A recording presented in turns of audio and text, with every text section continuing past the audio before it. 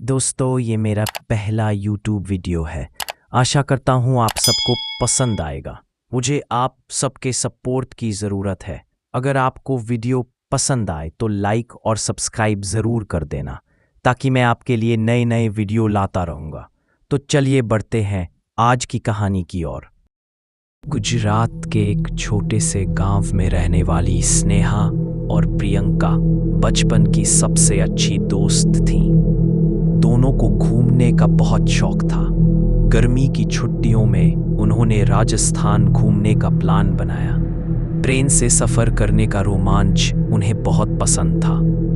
दोनों ने गांव के स्टेशन से जोधपुर जाने वाली रात की ट्रेन पकड़ी। ट्रेन के जनरल डिब्बे में भीड़ कुछ ज्यादा नहीं थी। खिड़की के पास बैठकर दोनों गपशप कर रही थी। धीरे धीरे रात गहराती गई। अंधेरा छा गया। बाहर वीरानी पसरी थी। चांदनी में रेत के टीले एकदम सुनसान दिखाई दे रहे थे। रात के करीब 1 बजे अचानक ट्रेन किसी छोटे स्टेशन पर रुक गई। स्टेशन का नाम धुंध में खोया खोया सा था। कुछ पढ़ा नहीं जा रहा था। वहां न कोई चहल पहल थी, न ही कोई दुकानदार। प्लेटफॉर्म पर बस एक पुराना टूटा फूटा बोर्ड लटका हुआ था। तभी प्रियंका को खिड़की के बाहर एक अजीब सी औरत दिखाई दी। उसके उलझे हुए बाल, सफेद साड़ी और काली काली आंखें थीं। वो औरत बस घूर रही थी, जैसे उनकी आत्मा को चीर कर देख रही हो। स्नेहा ने भी औरत को देखा तो डर के मारे उसकी आवाज ही बंद हो गई। कौन है ये औरत? स्नेहा ने कांपती आवाज में पूछा। प्रियंका ने उसका हाथ पकड़ा और कहा, मुंह मत लगाओ, कोई पागल लग रही है। इतने में ट्रेन ने सीटी दी और धीरे धीरे आगे बढ़ने लगी। लेकिन वो औरत अब भी प्लेटफॉर्म पर खड़ी थी। उनकी तरफ इशारा करके कुछ बोल रही थी, लेकिन आवाज सुनाई नहीं दे रही थी। ट्रेन के चलते ही डिब्बे की लाइट्स अचानक झपकने लगी। जैसे ही अंधेरा छाया, खिड़की के पास बैठी प्रियंका को लगा कि कोई उसे घूर रहा है। उसने बाहर देखा तो वही औरत ट्रेन के बाहर की खिड़की से चिपकी हुई थी, जैसे ट्रेन की रफ्तार से भी तेज भाग रही हो। प्रियंका ने चीख मारी, स्नेहा, वो औरत, वो। स्नेहा ने भी बाहर देखा और डर के मारे उसकी सांस रुक गई।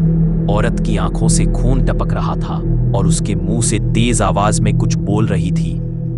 तुम लोग वापस जाओ वरना मौत। प्रियंका का पूरा शरीर ठंडा पड़ गया। स्नेहा ने उसका हाथ पकड़कर अपनी गोद में रखा और रोने लगी। तभी ट्रेन की लाइट फिर से जल गई और बाहर कुछ नहीं था। दोनों एक दूसरे को पकड़कर रोने लगी। डर इतना था कि दोनों का दिल बुरी तरह धड़क रहा था। सुबह होने तक ट्रेन जोधपुर पहुंच गई। दोनों ने जैसे तैसे सामान लेकर बाहर कदम रखा ही था कि प्लेटफॉर्म पर एक अखबार पड़ा दिखा। उसमें हेडलाइन थी, पिछले साल इसी ट्रेन में 2 लड़कियों की रहस्यमयी मौत, जिनका चेहरा पहचान से परे हो गया था। प्रियंका ने कांपते हाथों से अखबार उठाया और पढ़ा।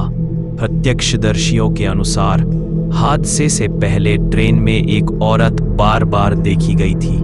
वही औरत आज भी यात्रियों को डराती बताई जाती है। स्नेहा के हाथ से अखबार छूट गया। उसकी सांस रुकने लगी। तभी उसे फिर से वही औरत कुछ दूर खड़ी दिखी, इस बार प्लेटफॉर्म पर। अखबार पढ़ते पढ़ते वो औरत मुस्कुरा रही थी। स्नेहा और प्रियंका दोनों ने एक दूसरे की ओर देखा और फिर अचानक हवा में एक सर्द झोंका आया और वो औरत गायब हो गई। दोनों लड़कियां तब समझ गईं कि उनका ये सफर एक सामान्य सफर नहीं था। ट्रेन में चढ़ते ही उन्होंने किसी भूतिया रहस्य को छेड़ दिया था। डर से कांपते हुए दोनों ने कसकर हाथ पकड़ा और तय किया कि अब कभी भी रात की ट्रेन से सफर नहीं करेंगी। गुजरात से राजस्थान जा रही ट्रेन में स्नेहा और प्रियंका के साथ जो हादसा हुआ था, उसका डर अब भी उनके चेहरे पर साफ झलक रहा था। मगर कहानी यहीं खत्म नहीं हुई। जैसे ही वे जोधपुर स्टेशन पर ट्रेन से उतरी, एक बूढ़ा फकीर उनके पास आया। उसकी आंखें अजीब सी सफ़ेद थीं और उसके होठ सूखे हुए। उसने कांपती आवाज में कहा, बेटियों, तुमने उस औरत को देख लिया। वो आसान नहीं छोड़ती। तुमने उसका गुस्सा जगा दिया है। अब उसका पीछा तुमसे नहीं छूटेगा। स्नेहा और प्रियंका दोनों हक्का बक्का रह गई। प्रियंका ने कांपते हुए पूछा, कौन थी वो औरत बाबा? क्यों हमें परेशान कर रही है? बूढ़ा फकीर एक गहरी सांस लेकर बोला, कहते रहे, सालों पहले उसी ट्रेन के एक डिब्बे ने एक औरत को बुरी तरह जिंदा जला दिया गया था। वजह थी उसका किसी रईस आदमी से प्रेम संबंध, जिसने उसे धोखा दिया। वो औरत वहीं ट्रेन में तड़प तड़प कर मर गई। उसकी आत्मा को कभी शांति नहीं मिली। तब से वो हर साल कुछ लड़कियों को अपना शिकार बनाती है, ताकि उनकी रूह को भी अपने जैसे पीड़ा में फंसा सके। स्नेहा के पैरों तले जमीन खिसक गई। प्रियंका की आंखों में आंसू आ गए। बाबा, क्या उसका कोई नाम है? स्नेहा ने कांपते हुए पूछा। बूढ़ा फकीर बोला, लोग उसे रूपा कहते हैं।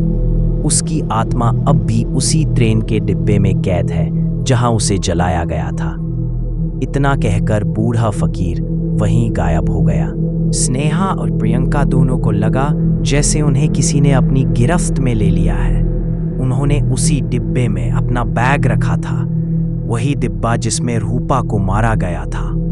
अब दोनों के सामने सबसे बड़ा सवाल था, क्या अब भी हम बच सकते हैं?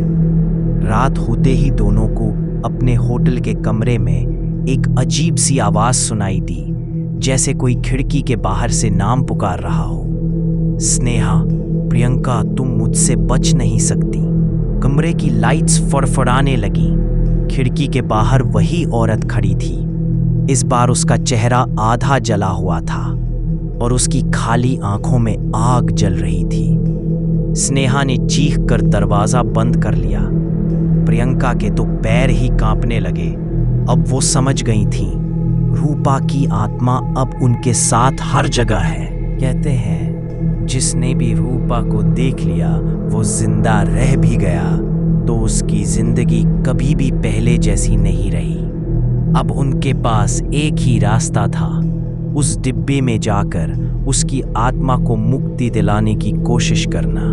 क्या स्नेहा और प्रियंका उस डिब्बे में वापस जाकर रूपा को शांति दिला पाएंगी, या फिर वो हमेशा के लिए उसकी कैद में फंस जाएंगी?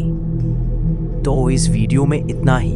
अगर इसका दूसरा पार्ट सुनना है तो लाइक और सब्सक्राइब कर देना।